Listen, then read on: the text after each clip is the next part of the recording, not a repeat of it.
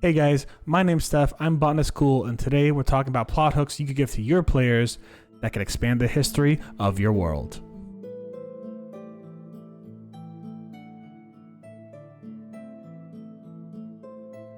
As always guys, a huge thank you for supporting me so far with my Quest Helper series. Quest Helper is a series all about promoting the creativity and positivity of tabletop RPGs and focusing a little bit on D&D 5e because that's what I currently play at the moment. It is a lot of fun to do, and for you guys out there supporting me on every video, I can't thank you guys enough, so thank you very much. This topic was actually voted upon by our Twitch subscribers on the Discord, and basically we're talking about plot hooks you could give your players that expand the lore of your world in the background. And this is something that's always a little hard to do, and I want to give you guys a few cautionary warnings before going on into the topics I have made that you guys can actually just use on their own. They're a lot of fun, I hope, and I do hope you enjoy them.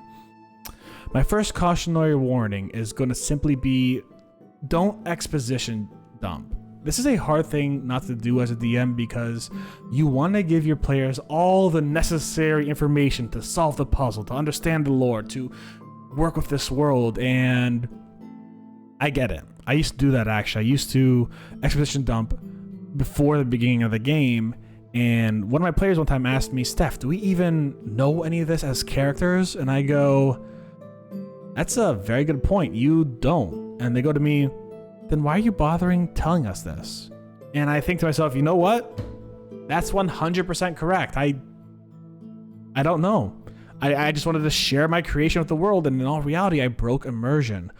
And while not a sin per se for DNs, it can be immersion breaking. So be wary of that. I think that's the biggest thing that we have to be wary of as DMs when introducing historical stuff to our players. Don't break immersion just to introduce history. Have players discover it, interact with it, etc., etc. So today I've actually made 5 plot hooks for you guys to use. And I'm not going to go over every single one in the video because I could get quite long-winded and talk about one plot hook for ages.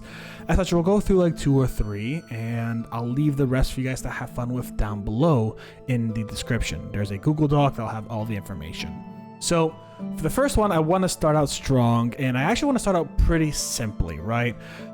A lot of times you as a DM, maybe as a first-time DM, need to get your beak wet and run a stereotypical dungeon. That's perfectly fine. As a first-time DM, you might not even have your world ready yet, and as a veteran DM, you might not have your world ready yet. I know I've started worlds without having much of the history ready, and that's a-okay.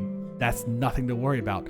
But if you want to start building up on that, especially after kind of like a session 1 dungeon or session 3 dungeon or something like that, I think we found a really good plot hook to use. After journeying through a dungeon, the party happens upon a small shrine with an item gently placed on it. The item radiates some sort of holy magic. Upon further inspection, the item contains a holy sigil of an unknown religion or god. What could this god be of, and do they still exist? Now, gods in the D&D world are typically very, very important. They oftentimes provide powers to their paladins and clerics, but at the same time provide specific powers and guidance. Do you worship a god of nature, or a god of healing, or a god of art and destruction? I used to have a god that actually was called Dongres, the god of art and destruction. He loved the destroying things and the artistic stuff of destroying things, but he hated destroying things recklessly. It's kind of wild, but that's besides the point. Your pantheon is typically pretty set up by the time you start playing D&D, and your characters probably have a set of gods they're already familiar with. What is this unknown god or unknown religion? Having an unknown something in the back of the world is always something that's going to intrigue the players and kind of point them in that direction. When they go through dungeons, they're going to look for this sigil more. Maybe you as a DM are thinking, I don't know what this god is yet, but I want to introduce the concept of a forgotten god, and that's a-okay. Just make sure you have it settled by the time they find the next clue, you know what I'm saying? But they're going to start looking for this sigil. Maybe this sigil is very simply like a scale, right? And this is a god of judgment that has not been heard of in thousands of years. And this god of judgment has a shrine in this dungeon because this dungeon used to be an executioner's ground, right? Where people used to bring people who did crimes to be judged by the god and determine whether or not they should be executed or not. This is all history that you can make into this world that your players can find out organically by researching who or what this god might be. This might even give your cleric the ability to, one, shift beliefs should they choose to way down the road, or two, contact or try to contact their higher ups within the church, or if they're high enough level, even their gods, to try to understand what's going on here and who these other gods might be. There's a lot of ways that you could really work with this. Maybe it's a forgotten god of a dangerous cult that is currently roaming around wanting to bring their god back and bring untold amount of destruction. Maybe it's a god of peace and prosperity and just it's forgotten because a time of war came by. Maybe it's a god of soil fertility that since the long ago times has stopped being worshipped, and that's why you have so many bad crops in your current town or civilization. Maybe it's a family god, a god worshipped by one family that gave this small region protection. Who knows? There's a lot of things you can have fun with here. You can go from a wanton cultish god of destruction to a god of purity and love and understanding. You could have a lot of fun with this, and depending on how you want to play the game, you could make this god a prevalent part of the campaign, or you could make it like a little side quest to kind of understand the history. Maybe this god is kind of information on how your civilization as you know it sanitized history in the past, where they wanted to, let's think about this, Christianity turned Yule into Christmas, right? Because they wanted to get those pagan beliefs out of the history books. They wanted to make sure that Christmas was celebrated, so they just said, yeah, Jesus was probably born around here. Who knows? You still party like it's Yule, but it's actually Christmas. And as such, Yule slowly became Christmas, and Yule was slowly forgotten about. Those traditions, while they still lived on at Christmas, were, you know, the history of it was kind of forgotten.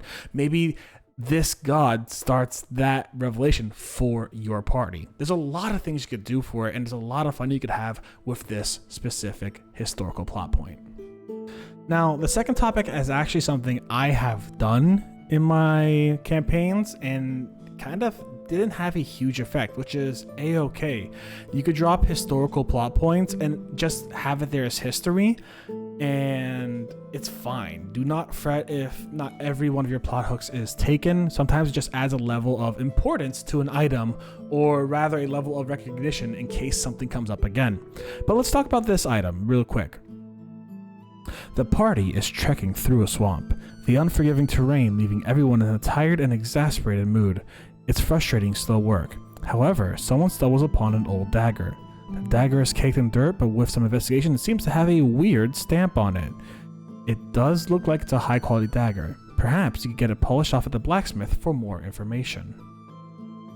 Now, what I did with this item actually was I gave an item to a rogue. It was a dagger and it was a +3 dagger, something you don't typically find in D&D 5e because +3 weapons are very strong. I personally have only used +1 and +2 weapons. I've never really used +3 weapons. And it had a weird stamp on it. And it was the stamp of the Soren Guild, or Soren's Blade Guild is what I called it, from way back when. And it talked about the history of a guild that had been long dismantled and actually at war with the current place that they were in. So it was kind of this weird historical piece for them to find at that exact moment.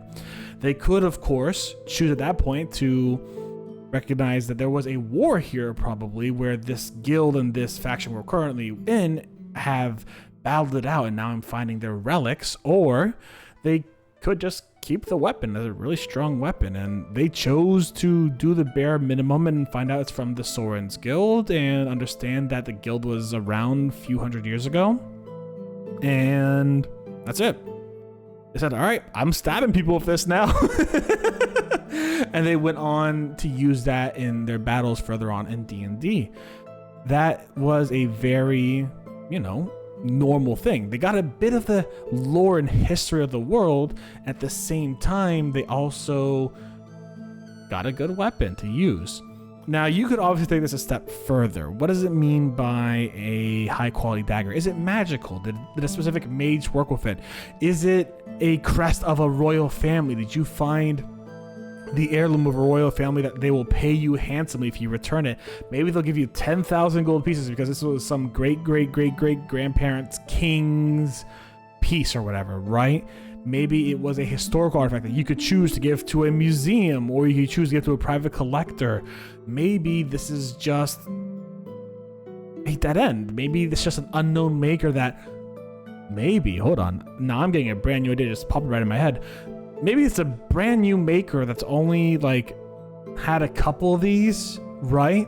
Maybe they made it 100 years ago. They passed on their secrets of blacksmithing to their kid, and they've been dead since. But they've made the highest quality dagger you can find. It's an unknown maker. Nobody knows who it is, but you have to research to find out who their kid is, and find out if you can still get daggers like this, or get a dagger upgraded to be one like this. There's a lot of ways to go about it, where you could have a small, meaningful piece of history, or even a future piece of history for you to investigate.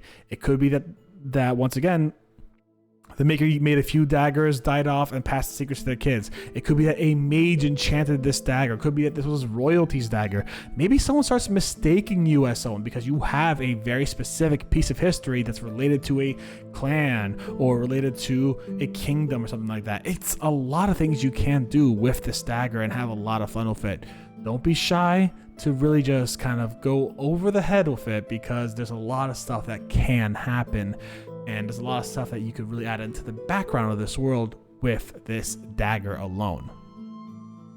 I'm going to read this last one out for you guys, but there are a few more in the description down below, and if you guys really like this format of talking about plot hooks we could do in the future, tell me in the comments. That way I know what you guys want to see, and I'll give you guys what you want to see. I like doing this as well. Making plot hooks is a lot of fun. So tell me what you guys want, and we'll see what I can do. All right, let's go on it.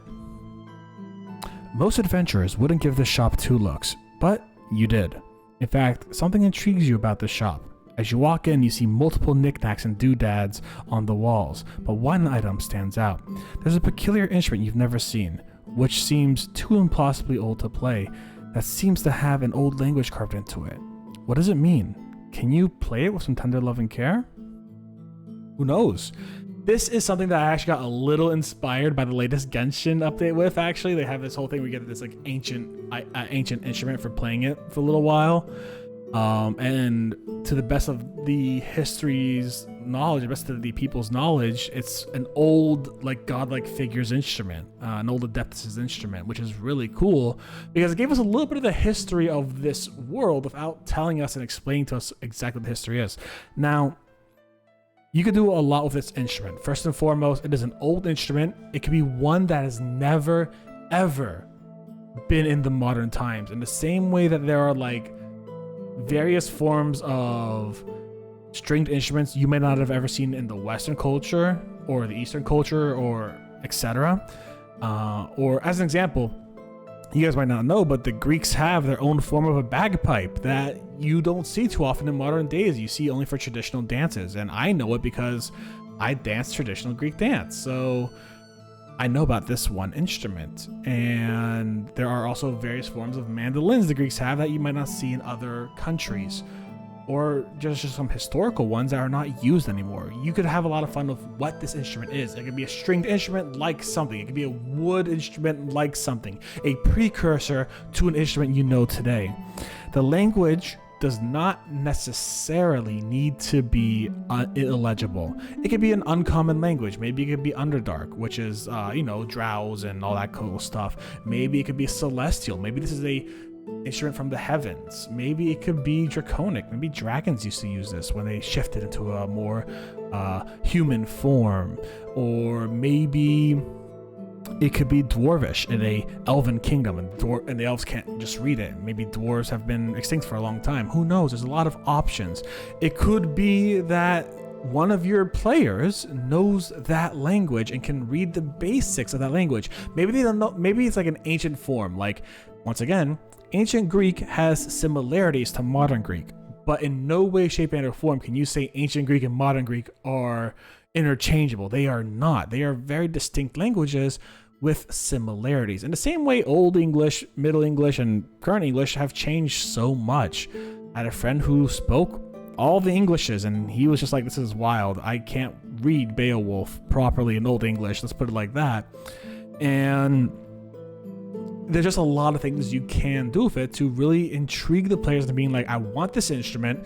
I'm a bard. I want this instrument. I want to use whatever this ancient instrument is. I'm going to give it some tender love and care, and I'm going to find out how to make this properly. I'm going to examine what the strings are. Maybe the strings are made out of like horsehair, as like some violin bows are. Maybe the strings are a metallic thing. Who knows? And they're going to go on this quest to figure out how to work this instrument and what this instrument means, where it's from, all that cool stuff. There's a lot of fun you could have with this, and I do highly recommend going with the flow on it. Just enjoy your time and let your bard or let your party enjoy it as you show it. There's a lot of fun stuff to have with it. So I hope you guys really enjoyed this video. I had a lot of fun making it, as always. I love talking about plot hooks. I love talking about things you could do in D&D and the history of the world. It's all a lot of fun. If you're going to use any of these, hey, tell me in the comments. I'd love to hear what you think about them. I'd love to hear how you would use them. I'd love to hear how your players have used them, if you've decided to use them in the 15 minutes that we've been chatting to each other. So yeah, do tell me how it goes, and leave that like and subscribe and all that good stuff. We will have another quest helper next Friday, and I'm really excited to do that. Anyways, this is probably a few days before Halloween that this is coming out, so y'all stay safe, stay Botanist Cool, happy Halloween, and eat all that candy you can, all right? Bye, everyone.